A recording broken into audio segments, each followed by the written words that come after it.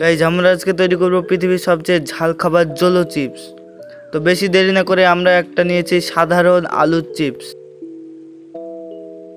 তো বন্ধুরা চলো বেশি দেরি না করে তৈরি হোক আমাদের জোলো চিপস।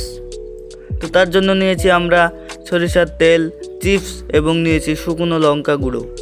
এবার আমাদের তেল নিয়ে চিপসের উপরে এপিট ওপিট ভালোভাবে মাখিয়ে নিতে হবে, যাতে আমাদের যে লঙ্কা গুঁড়ো আছে সেগুলো ভালোভাবে চিপসের উপরে লেগে যায়। এবার আমাদের যে লঙ্কা গুঁড়ো সেই লঙ্কা গুঁড়ো দিতে হবে। লঙ্কা গুঁড়ো ভালোভাবে এপিট ওপিট দুই ধারে মাখিয়ে কালার পুরো বদলে যাবে। তো বন্ধুরা জোলো চিপস তৈরি হচ্ছে। ফাইনালি আমাদের জোলো চিপস তৈরি হয়ে গেছে। এবার দেখব জোলো চিপস খেয়ে আমাদের কেমন রিয়াকশান তৈরি হয়। তো বন্ধুরা আমি এখন জোলো চিপস খাচ্ছি।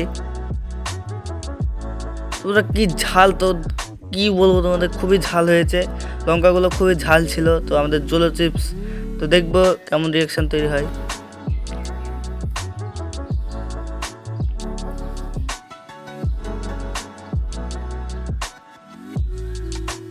তো বন্ধুরা সাবস্ক্রাইব করো, নাহলে তোমাদেরও কিন্তু খাইয়ে দেবো।